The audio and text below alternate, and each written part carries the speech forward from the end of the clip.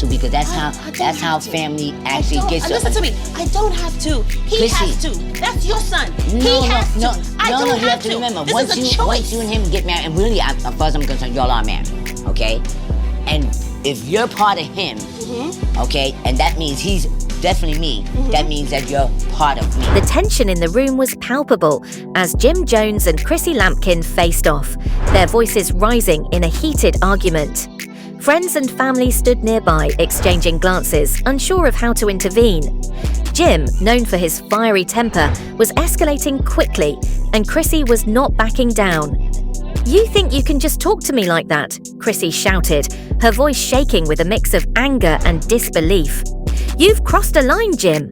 Jim's frustration boiled over. "You don't get to dictate how I handle things," he barked, his face flushed with emotion. The air crackled with tension as he took a step closer, his eyes narrowing. In a sudden, shocking move, he slapped Chrissy across the face. The sound echoed in the room, and everyone gasped, stunned into silence. Chrissy stumbled back, her hand flying to her cheek, shock giving way to an intense fury. "You've lost your mind," she yelled, her voice now a mixture of disbelief and outrage. The atmosphere in the room shifted dramatically, tension thickening as everyone processed what had just happened. Just then, Jim's son, who had been watching from the sidelines, stepped forward. He had seen enough.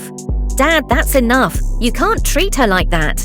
His voice was firm, filled with concern and indignation. "Stay out of this," Jim snapped, but his son stood his ground, determination etched across his face. "No, I won't. You can't just hit her and expect everything to be okay. You're better than this, Dad." The room buzzed with tension as the confrontation unfolded, the onlookers frozen in disbelief. "Better than this?" Jim echoed, incredulous.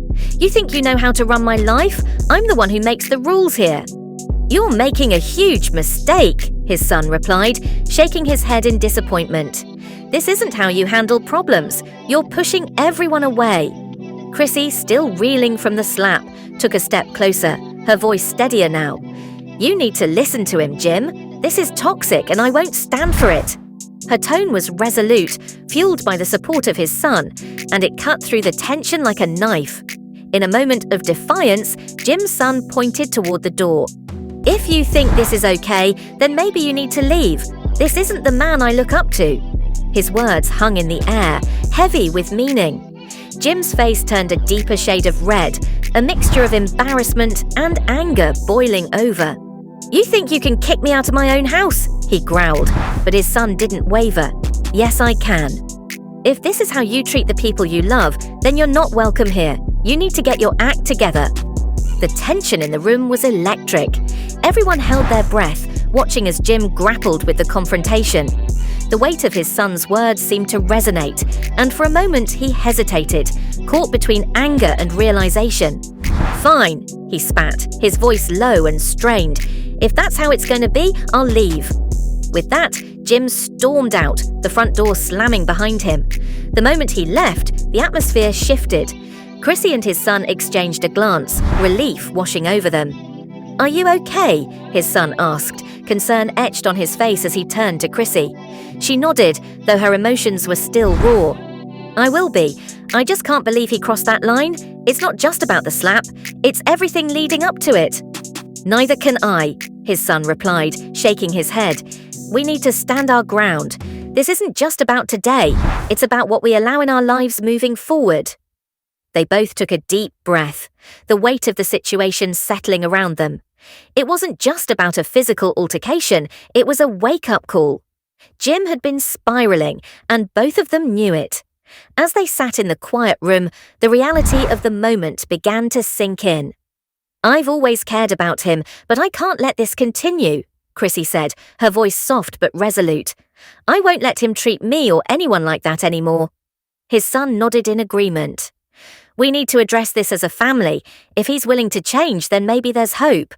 But if not, we have to protect ourselves." The conversation lingered in the air, a mix of hope and uncertainty. They both understood that confronting Jim about his behavior wouldn't be easy, but it was necessary. Hours passed, and the sun began to set, casting a warm glow over the room. "Do you think he'll come back?" Chrissy asked, a hint of worry in her voice. I don't know, his son replied thoughtfully, but if he does, we have to be ready. We can't just sweep this under the rug. It's time to have an honest conversation. As the night wore on, the bond between Chrissy and his son grew stronger. They had stood together against the tide of toxicity, and in doing so, they had created a safe space for one another. The road ahead would be challenging, but they were prepared to face it, united in their determination to foster a healthier environment. When Jim returned later, it would be under a new understanding. The door had been opened for change, and both Chrissy and his son were ready to walk through it together. Here's the text in English, structured to capture the key events. In a sleek modern studio filled with a soft hum of anticipation, Jim Jones sits across from the camera, the weight of his emotions clear on his face. He leans forward, ready to unveil a shocking chapter of his life. Let me get straight to the point, he begins, his voice steady yet charged with intensity. For years, I thought I had it all figured out, love, success, a future with Chrissy. But recently, I discovered something that shattered everything I believed in. My wife, Chrissy Lampkin, stole $7 million from me. He pauses, letting the gravity of his words sink in. His eyes are locked on the camera, as if daring anyone to challenge his truth. You hear me? $7 million. That's not chump change. I built my career from the ground up, hustling every day to make a name for myself, and to find out that the person I trusted most had been plotting against me. That's a betrayal I never saw coming. Jim leans back, shaking his head in disbelief. It started with little things. A few strange transactions, money missing from accounts. I thought maybe it was just mismanagement or some bad investments. But then I decided to dig deeper. I had to know what was going on. And what I found, it was like a scene out of a movie. His expression turned serious, a mix of anger and hurt. I discovered hidden accounts, transactions that led to places I never agreed to. Chrissy had been moving my money around like it was her own personal piggy bank. The shock of it all hit me like a ton of bricks. I mean, we built our lives together. I thought we were a team. He leans forward again, intensity radiating from him. When I confronted her, it was like I was speaking to a stranger. The denial, the excuses, it was surreal. Here was someone I considered my partner, my ride or die, and she was looking me dead in the eye, acting like it was all in my head. But I had the proof. I had the documents, the bank statements. It was all right there. Jim takes a deep breath, the pain still fresh. What hurts the most is that I would have given her the world.